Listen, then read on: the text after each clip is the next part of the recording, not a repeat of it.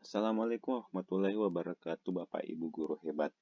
Kali ini kita akan membahas seputar pengolahan hasil asesmen di dalam rapor peserta didik. Pengolahan hasil asesmen dilakukan dengan memanfaatkan hasil formatif dan sumatif. Jadi, di dalam pengolahan hasil asesmen itu ada dua jenis, yaitu data berupa hasil formatif dan data berupa hasil asesmen sumatif. Terdapat dua jenis data yang dapat diambil dari hasil asesmen itu, baik itu berupa angka atau kuantitatif, serta data hasil asesmen yang berupa narasi atau kualitatif. Jadi di dalam pengolahan hasil asesmen itu, dalam bentuk angka atau kuantitatif didasarkan hanya pada hasil asesmen sumatif. Sementara asesmen formatifnya di sini sebagaimana yang kita ketahui bahwa berupa data atau informasi yang bersifat kualitatif digunakan sebagai umpan balik untuk perbaikan pembelajaran sekaligus sebagai bahan pertimbangan untuk menyusun deskripsi capaian kompetensi.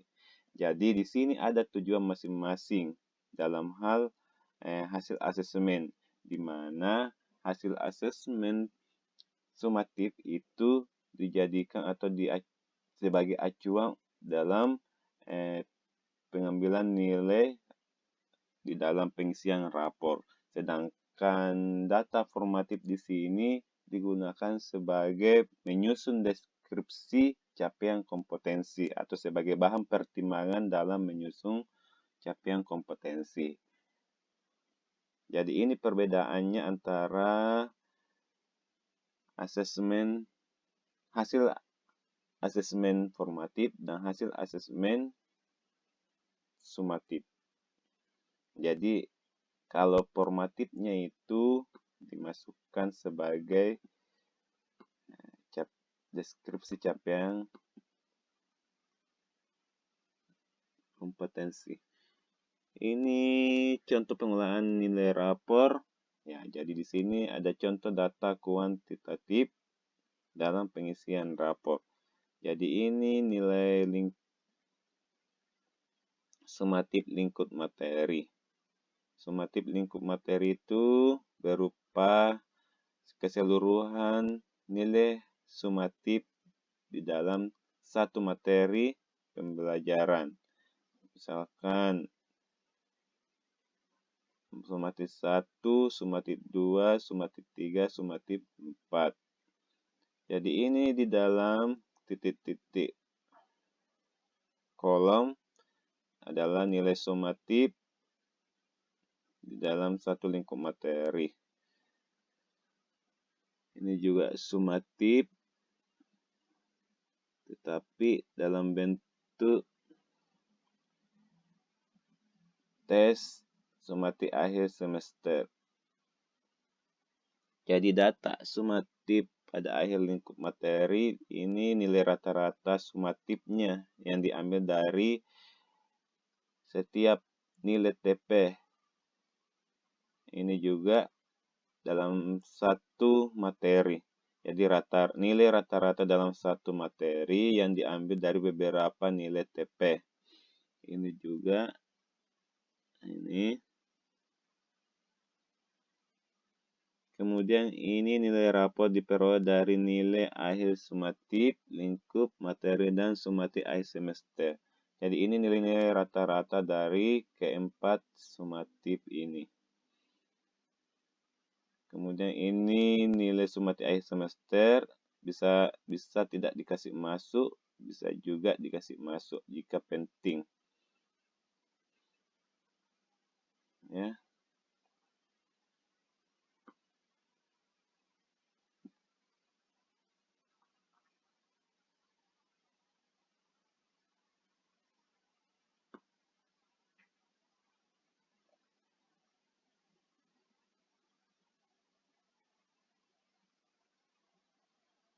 Ya. Di dalam pelaporan hasil belajar itu pelaporan hasil penilaian atau asesmen dituangkan dalam bentuk laporan kemajuan belajar yang berupa laporan hasil belajar yang disusun berdasarkan pengolahan hasil penilaian. Jadi, laporan hasil belajar paling sedikit memberikan informasi mengenai pencapaian hasil belajar peserta didik pada jenjang pendidikan. Ini ya, komponen yang terdapat di dalam PAUD, rapor PAUD. Kemudian untuk rapor tingkat SMA, MA, nah ini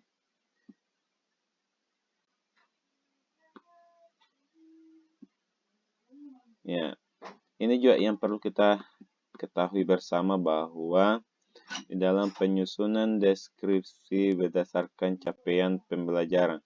Ya, ini. Dalam penyusunan deskripsi itu ada 3 opsi. Yang pertama itu, penyusunan deskripsi itu berdasarkan capaian pembelajaran. Jadi, bisa diambil dari capaian pembelajaran. Misalkan materi pembelajaran kimia. Pada mata pembelajaran kimia, di sini ada capaian pembelajarannya. Jadi dalam mendeskripsikan capaian pembelajaran di dalam pelaporan rapor, bisa diambil beberapa poin-poin penting dari capaian pembelajaran. Misalkan ini, ya, bisa dimasukkan ke dalam capaian kompetensi rapor dari CP. Kemudian, opsi yang kedua bisa diambil dari alur tujuan pembelajaran atau ATP.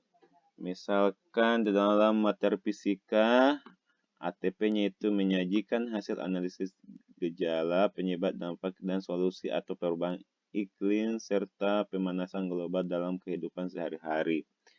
Ini bisa dimasukkan di dalam capaian kompetensi sebagai deskripsi dari nilai rapor peserta didik. Ya, ini semua ini CP bisa dimasukkan. Kemudian opsi ketiga dalam penyusunan deskripsi dapat diambil dari poin-poin penting dari materi yang sudah diberikan. Jadi, poin-poin penting dari materi yang sudah diajarkan bisa juga dimasukkan sebagai capaian kompetensi dalam penilaian rapor. Ini poin-poin penting di dalam materi yang sudah diajarkan peserta didik. Ya, bisa.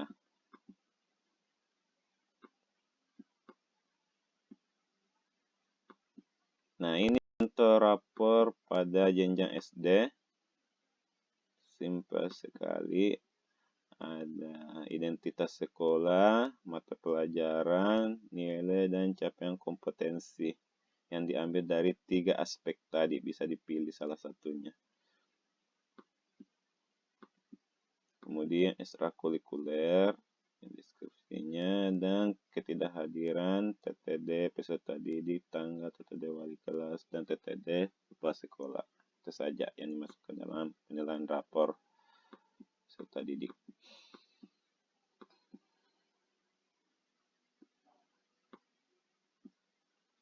Kemudian juga untuk melengkapi pelaporan, juga dapat menambahkan laporan lainnya seperti portofolio. Ini gambar portofolio yang dapat dimasukkan pelaporan.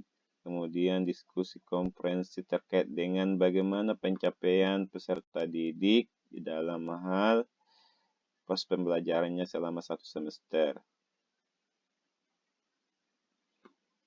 Kemudian pameran karya dan skill pasport. Juga saya akan menjelaskan sedikit terkait dengan mekanisme kenaikan kelas dan kelulusan. Suatu pendidikan memiliki keleluasaan untuk menentukan kriteria kenaikan kelas. Penentuan kenaikan kelas dilakukan dengan mempertimbangkan laporan kemajuan belajar yang mencerminkan pencapaian peserta didik pada suatu mata pelajaran dan ekstrakurikuler, serta prestasi lainnya selama 1 tahun ajaran. Ya, Di sini harus dipertimbangkan betul-betul peserta didik dalam kemajuan belajar yang dicapai selama 1 tahun ajaran. Jadi untuk menilai pencapaian hasil belajar peserta didik sebagai dasar penentuan kenaikan kelas dapat berdasarkan penilaian sumatif, penilaian pencapaian hasil belajar peserta didik. Untuk kenaikan kelas dilakukan dengan membandingkan pencapaian hasil belajar peserta didik dengan kriteria ketercapaian tujuan pembelajaran. Jadi, yang menentukan kenaikan kelas peserta didik itu ialah penilaian sumatif yang diambil dari hasil pembelajarannya dengan kriteria ketercapaian tujuan pembelajaran. Jadi, apabila tuntas di kriteria ketercapaian tujuan pembelajaran, otomatis pada nilai sumatifnya juga akan tuntas. Itulah yang menjadi patokan dalam kenaikan kelas peserta didik.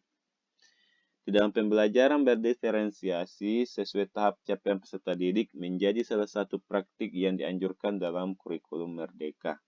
Penggunaan fase dalam pencapaian pembelajaran adalah salah satu alasan mengapa peserta didik dapat terus naik kelas bersama teman-teman sebayanya, meskipun ia dinilai belum sepenuhnya mencapai kompetensi yang ditetapkan di dalam capaian pembelajaran di fase sebelumnya, atau tujuan pembelajaran yang ditargetkan untuk dicapai pada kelas tersebut.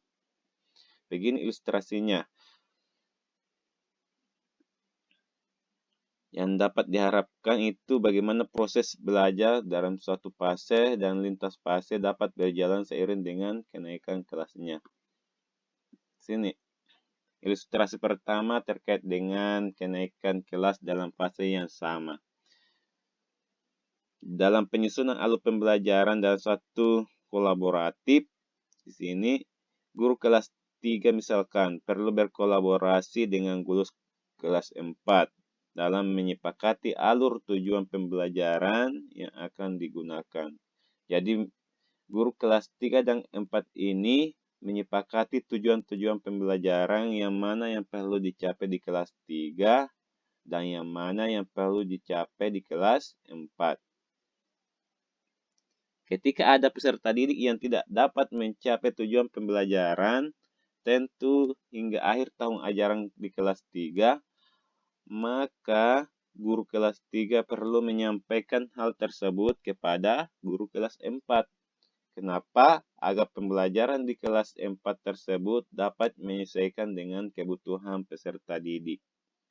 Jadi di sini apabila masih ada tujuan pembelajaran yang belum tuntas di kelas 3, maka di kelas 4 harus dituntaskan yang belum tuntas di kelas 3.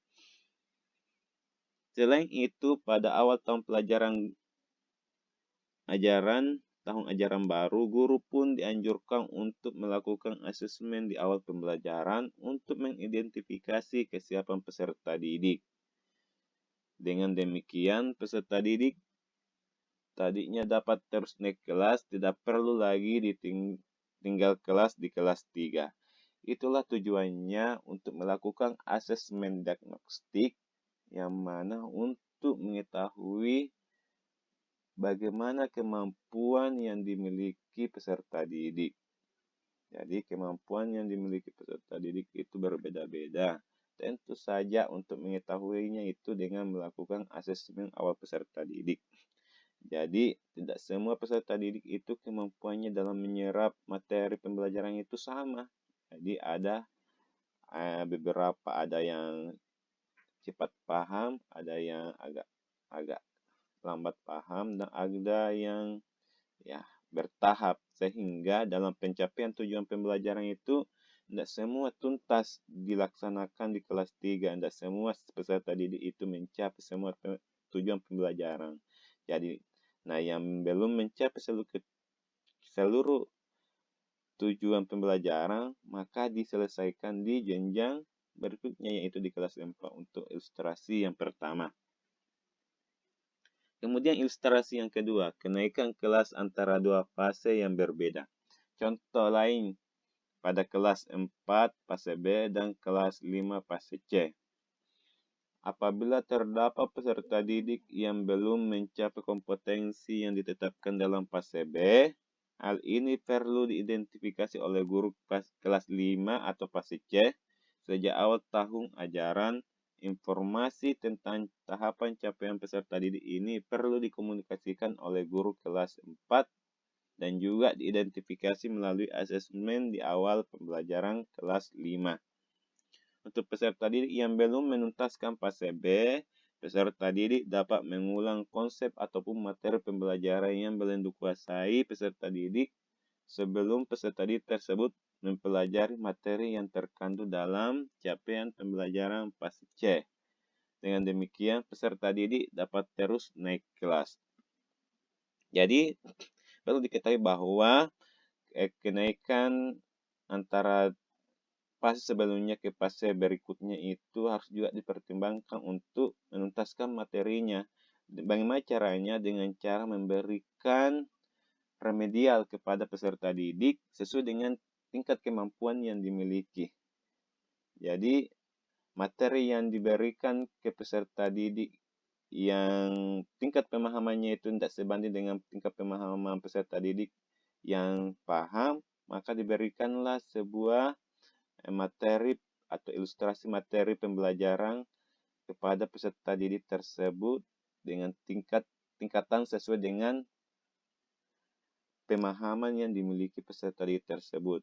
Jadi, dibedakan tingkat materi yang diberikan sesuai dengan pemahaman masing-masing peserta didik.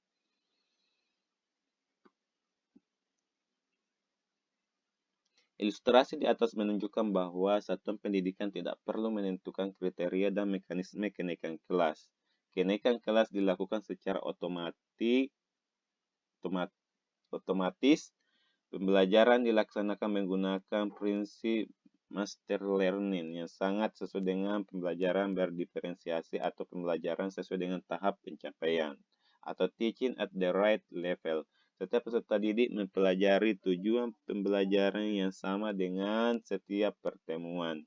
Namun bagi peserta didik yang tidak dapat mencapai KKTP atau kriteria kita capai tujuan pembelajaran, perlu ditindaklanjuti dengan memberikan perlakuan khusus agar dapat mencapainya. Yang kata lain, tindakan untuk peserta didik yang berisiko tidak seharusnya menunggu hingga tahun ajaran, tetapi perlu segera diberikan. Apabila terdapat tujuan pembelajaran pada mata pelajaran tertentu yang tidak tercapai sampai saat kenaikan kelas, maka pada rapor peserta didik tersebut dituangkan nilai aktual yang dicapai dan dideskripsikan bahwa peserta didik tersebut masih memiliki tujuan pembelajaran yang perlu ditindaklanjuti di kelas berikutnya. Di dalam proses pembelajaran, penentuan peserta didik tidak naik kelas perlu dilakukan musyawarah dan pertimbangan yang matang sehingga opsi tidak naik kelas menjadi pilihan yang paling terakhir apabila seluruh pertimbangan dan perlakuan telah dilaksanakan. Banyak penelitian menunjukkan bahwa tinggal kelas tidak memberikan manfaat signifikan untuk peserta didik, bahwa cenderung memberikan dampak buruk. Jadi, dalam mengambil keputusan ketidaknaikan kelas kepada peserta didik itu harus dipertimbangkan betul-betul bahwa apa yang menjadi acuan sehingga peserta didik tersebut tidak naik kelas. Jadi, semaksimal mungkin bagaimana kita dapat memberikan materi atau materi pembelajaran kepada peserta didik yang belum tercapai kompetensi yang dimiliki. Jadi, memberikan kompetensi materi pembelajaran itu sesuai dengan tingkatan atau kemampuan peserta didik sehingga apa yang menjadi materi pembelajaran itu bisa terlaksana atau tercapai sesuai dengan kompetensi yang dimiliki peserta didik tersebut. Ya.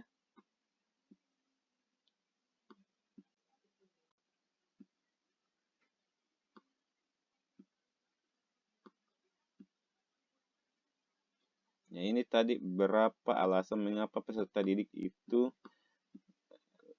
agak lambat memahami materi pembelajaran. Ya, ini tuntas. Peserta didik mempunyai tujuan pembelajaran yang belum tuntas, ada tujuan pembelajaran yang hasilnya belum memenuhi pencapaian minimum. Nah, ini dapat dipertimbangkan dengan pendampingan tambahan, bisa melalui pendampingan tambahan, kemudian mempunyai masalah absen, ketidakhadiran, banyak jumlah ketidakhadiran disepakati oleh satuan pendidikan. Di sini juga dapat dipertimbangkan dengan memberikan alasan ketidakhadiran peserta didik karena kondisi keluarga siswa juga pengaruh. Masalah kesehatan peserta didik pertimbangkan dengan catatan khusus.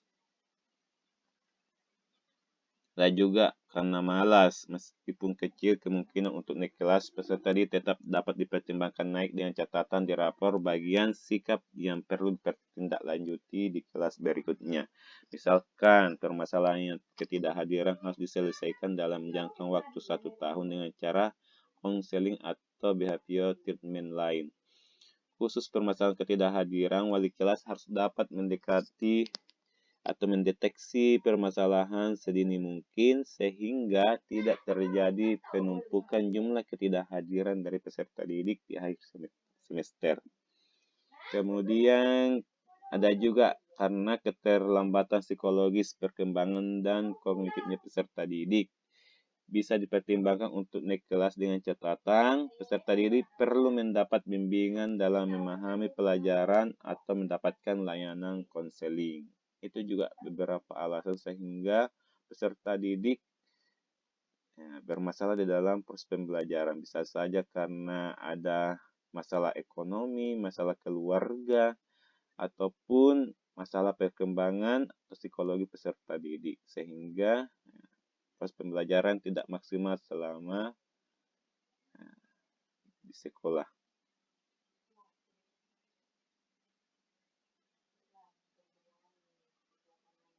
Kemudian mekanisme kelulusan.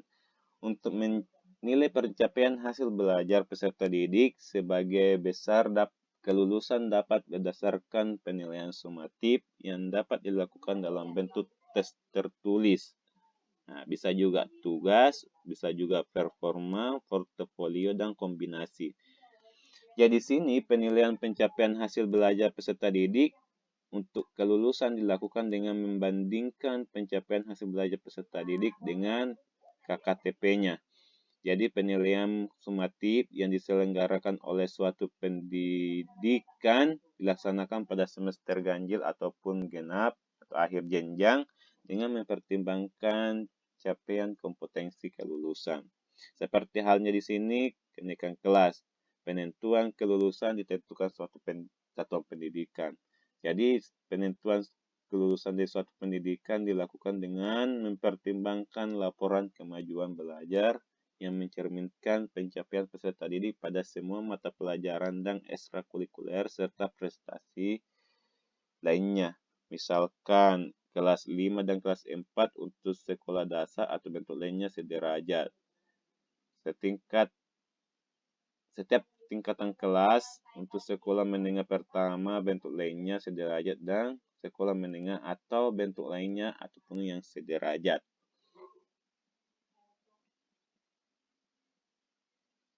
Di sini juga peserta dinyatakan lulus dalam satuan program pendidikan itu apabila menyelesaikan seluruh program pembelajaran, mengikuti penilaian sumatif yang diselenggarakan oleh suatu pendidikan.